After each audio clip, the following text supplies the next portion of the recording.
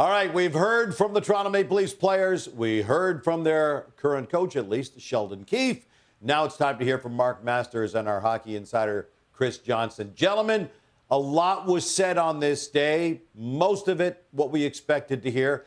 Here's the number one question coming out of this. What happens now with Sheldon Keefe? We're looking back at the numbers. Among coaches with 300 NHL games, he's got the best points percentage in NHL history. However, that's in the regular season. In the playoffs, among coaches who have had 35 or more games in the postseason, his winning percentage is 8th worst NHL all-time. CJ, what do you anticipate happening with Sheldon Keefe? Do you think the decision is made, or is that yet to come? Well, what's most interesting to me is I don't believe any decision has been reached. And, for me and my money, Sheldon Keefe was the most compelling speaker today. At the locker cleanout day, I thought he really acquitted himself well at the microphone, took responsibility, didn't shirk responsibility for anything, whether it was the power play, Mitch Marner's play, or just the fact that they didn't find a way to win game number 7. And the fact that Brad Schliving and members of Leafs management aren't speaking now till Thursday, to me, sets up as a window where they're deliberating the future of the head coach. Sheldon Keefe has 2 more years on his contract. He signed an extension prior to this season, and for the reasons you mentioned, I don't think it's a clear-cut decision because of the amount of success he's had with this team, the way they rallied in games 5 and 6 and really showed a defensive level of play that we haven't seen before from this group, probably the type of style you need to have success in the playoffs. But then the fact that it's now 5 playoff series or 5 playoff years he's coached the team, and they've only reached the second round once. And so, that's probably the most pressing and urgent decision facing this management group as it enters the offseason. And I don't believe at this time it's been made one way or the other. Well, I appreciated Sheldon Keefe, how he handled today, right? Yeah. Not an easy situation to go out there not knowing the future. But what stands out is there's been a lot of the same issues, right, every year. That keep popping up in the playoffs. The lack of offense, the power play going away at the wrong times. They're just missing that one play that they need at the right time. And there's not a clear answer to that, right? Like, obviously he would have fixed it if he could, but the fact that it keeps coming up probably works against him. As much as I don't think we should take that regular season success for granted, he has pushed this team forward in a lot of areas. The defensive play, the way they were able to lock things down at times in this series against Boston to put them in a position to come back certainly works in his favor. But, Gino, the fact that a lot of these issues that have plagued them at the end of series have cropped up time and time again probably works against them. Well, and the Leafs, too, they're the outlier here, right? Look around the league right now. It feels like half the league's looking for a new head coach. I mean, the Leafs are one of the teams that have stuck by their guy. Sheldon Keefe's the 5th most tenured coach in the league. 3 of them ahead of him, John Cooper, Mike Sullivan, and Jared Bednar, have all won Stanley Cups with their teams. The other one's Rod Brind'Amour, who's won a series every year he's been behind Carolina's bench. And so the other part of this is just, the trend right now in the NHL is to get a new, fresh voice in there, and that might factor into this decision as well. All right, then. Next big question, what do you do with the core 4? Right now, Matthews' new deal kicks in next year. So does Willie Nylander's. Between themselves and Tavares and Marner, who are going to the final year of their current contract, they're going to be making $46.65 million next year of an $87.6 million cap. That means those 4 are going to be taking up 53% of the Toronto Maple Leafs cap space. We heard Marner say, I feel like a god in this city. He loves playing in Toronto, would love for it to be a big part of his future plans. The question is, CJ and Mark as well, I'd like to hear from you on this.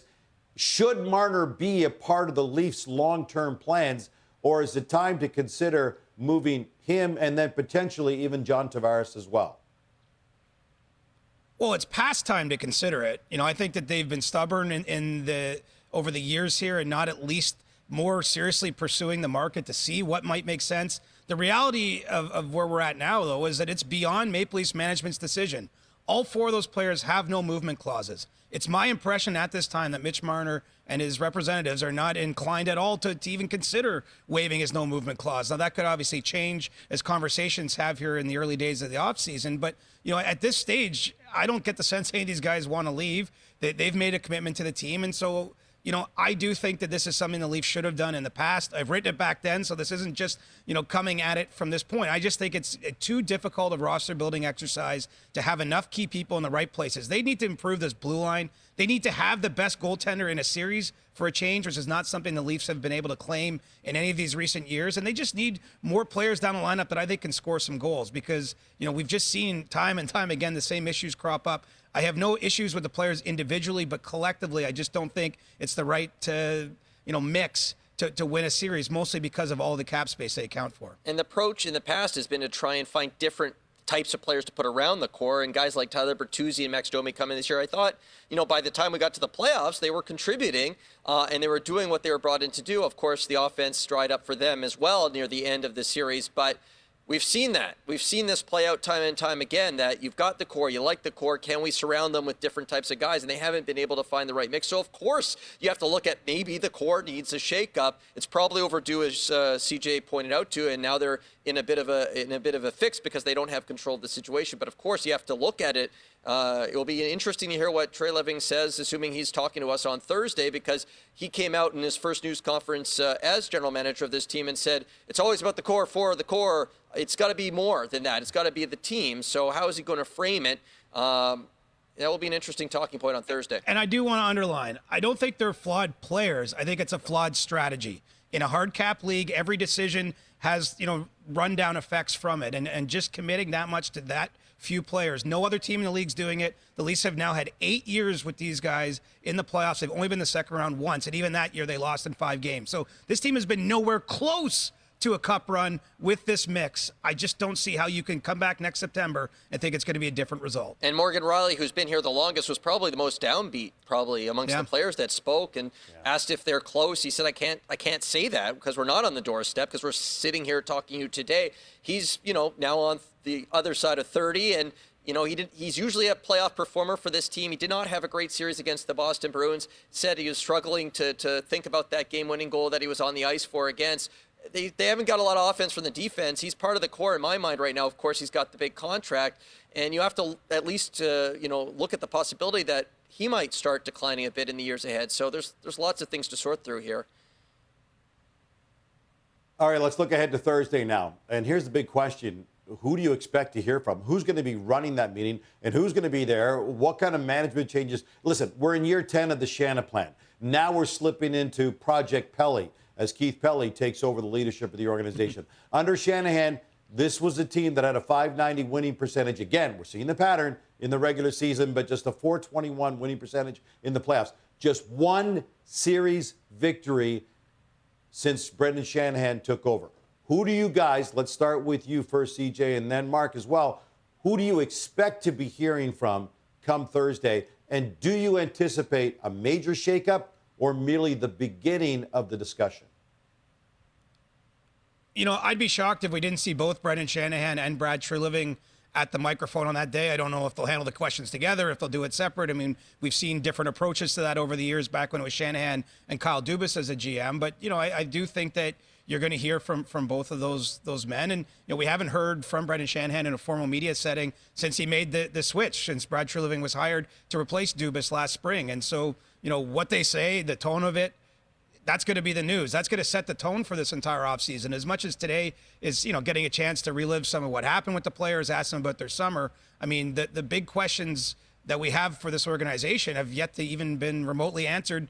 The people we spoke to today, frankly, aren't the ones that can address them. Even Sheldon Keefe saying he doesn't know what his future is. And so, I don't know how they're going to approach the offseason. I don't expect a massive change here. I mean, I think that there's some anticipation either in the fan base or maybe some of our colleagues in the media that there's going to be a massive bloodletting through the organization. I don't get that feeling at this point in time, but until we hear them say and address these sort of questions directly, it's hard for me to guess. Yeah, and, I'm most interested in hearing from Shanahan, right? Yeah. This is the Shanna plan.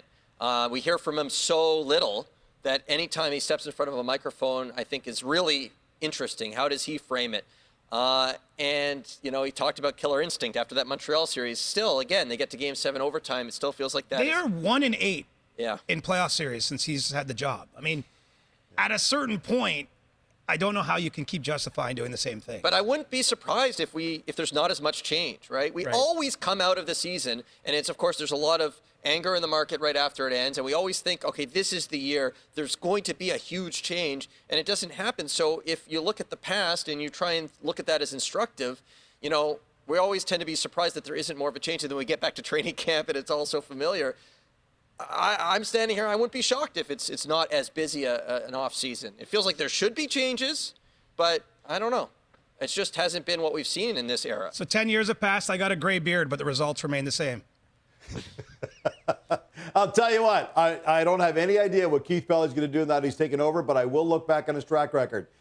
Keith Pelly is not afraid of change. He's made some significant changes everywhere where he's been in leadership. So, day one of the availability of the Toronto Maple Leafs to the players, the coach, a lot of questions get asked. Anticipate a lot of answers, at least beginning to be addressed, come Thursday when Toronto Maple Leafs management takes to the microphone. Mark Masters at Hockey Insider, Chris Johnston.